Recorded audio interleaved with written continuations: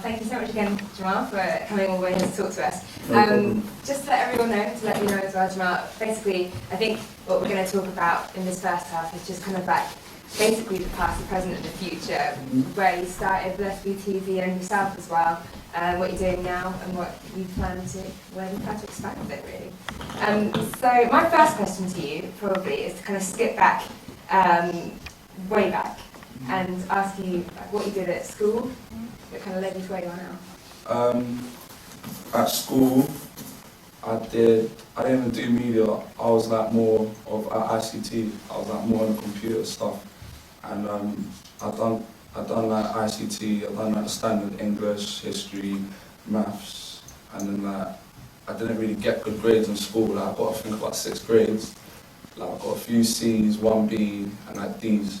So like I wasn't good on that kind of academic thing, but I was always like more on the creative thing. Like I would always, like in school, I'm not condoning it, but I used to bunk school to go and like do behind the scenes of music videos and stuff like that, because that's what I was more interested in. So that's what I started doing first. Did you go to kind of sixth form or college or anything like that? When I left school, that was a choice I made, whether I want to do music, because I used to MC, or whether I want to do videos. And then obviously I chose to do videos, and I went to Eden College and I studied.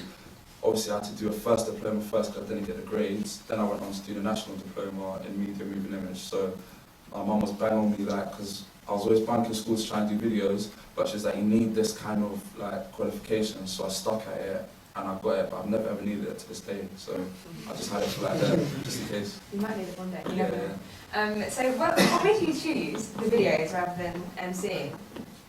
Back in the day, like there was loads of people that was MCing, like everyone was an MC, like literally, and I just thought there wasn't a niche or like a USP for MCs because everyone was doing it, and like the unique selling point I had for videos was that I'd always be filming non-stop, and I'd be filming like the up-and-coming talent, which like MTV and BBC didn't really care about like they do now. So I just wanted to create a platform for that. So I thought like if I go to college and learn more a bit, I'd like excel in what I wanted to do. You talk about like USPs and stuff like that. You sound like, well, I'll ask you actually, have you always had like an entrepreneurial mind? Have you always known that kind of business is what you want to go into? Not so much business, I know it's not like a kind of bank or anything like that, but that kind of path. I don't know, it just happened, like, I didn't plan for everything to happen. It was just like, I always loved filming, I just non-stop, like when I had, back in the day there was these NEC phones that you used to get for £20, and you used to have the silver camera on top, and I bought like 5 of those because they kept breaking, so it was rubbish, and I was always like filming, like, I was filming like the most random story. I thought of Steve Owen. I started filming foxes in my back garden, and I was like running about my garden and stuff like that. And like, when I put it up on YouTube, it got thousands of views. So I thought, why not apply it to something else, like, and do like other kind of things like filming rappers and stuff. So that's why it kind of like left from there. I read about the foxes thing. I just did not put that on SBTV at all. It wasn't SBTV back in the day, and I deleted it when I thought people think I'm a bit like loopy. Like, people are trying to like find that video. I'm not even like involved. No way that video gets up. Really? I know was it not like a really... Oh man, like there was foxes screaming in the back garden, and I just thought it was so fascinating, like, and I was just fascinated. So let's talk about SBTV a bit more. I'm sure everyone here probably knows a bit about it, but if you had to give like an overview of what it is, what it does. I would class it as like an online youth lifestyle channel. Like firstly it started off with like grime and rap, but more recently I've branched out because I thought like I hit the peak in grime and rap, and I thought like what can I do next? So I thought like let me try R&B or pop and try and get like interviews with like different people. So like I just class it like music, fashion, freestyles, music videos, interviews, all in like a hub. And I mean, did you envisage that when you like first started SBTV, or was it more of a, I hate this word, but like an organic process? Did you just kind of make a few videos and then it transformed into that? Or did you have a business idea that you... I didn't have a business idea at first. I just had a passion for filming, just started just running about, trying to get everyone like sneaking into nightclubs, trying to film. Like I remember when I snuck into Ed nightclub and I was trying to film Skepta and all that. Like, and it's quite funny now because like I'm quite cool with Skepta, so like back in the day I was always like, yeah, come let's do a freestyle, so I had to start off somewhere and build out the relationship because no one knew what SBTV was when I was approaching them, so I just had to like keep filming and stuff to get my name out there more. What was people's reaction when you first like started filming? They didn't know, maybe not know who you are and stuff like that. It was like, who's this guy? Like, why is he trying to come in my face with a camera and stuff like that? But it just kept me like working more to like prove to them that I'm on it, kind of thing. You've got like an SBTV family as well now. Yeah. Everyone works for it. How did that start? Who's the first person to kind of recruit to help?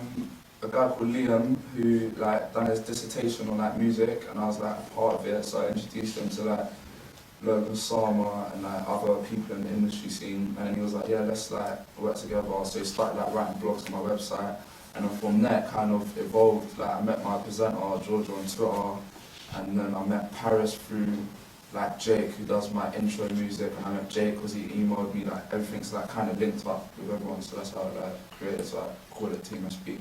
And is it like a family that you think you'll always have like a core family, or is it still growing and you're still adding people? It's still growing, but I think like more, it's like, it is a family at the end of the day, but it's like the business side which has got to run, so I try and like differentiate from like 50-50%, like that time is like when we go out, but then when the work's got to get done, it's switched to the other side kind of thing. You've had like a massive website launch as well. Yeah, I had it. I shut down Nando's, like, that's quite funny, yeah. I done my launch party in Nando's, and I had quite a lot of people down there. I had like Sherloid, I had Labyrinth, I had like P-Money, I had Ed, I had like quite a few people performing and whatnot, and I was just like to launch my website. So yeah, there was lots of free chicken. That's amazing. What an idea. And as well, you're the face of Google Chrome. Yeah. That is awesome. How did that come about? Oh, that's like overwhelming. Like when people come up to me, like it's proper mad. Like I'm not used to it. Like all the thank you. Sorry. Mercy, man.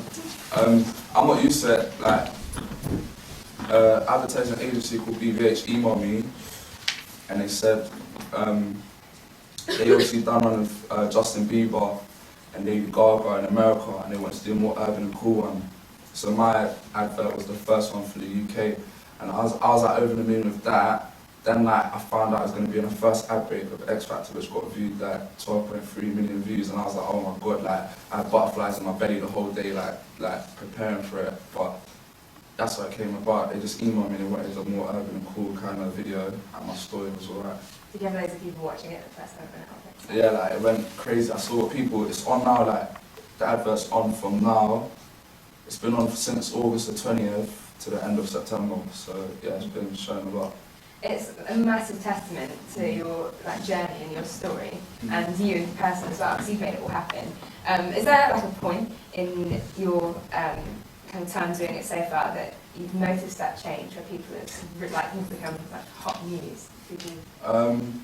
Yeah, it's kind of funny, but I've been working since I've been doing it since I was 15, 16, and I've just turned 21, so I've been doing it for about 4 or 5 years, so like, it's been hard work, and it's kind of like hard work does pay off kind of thing.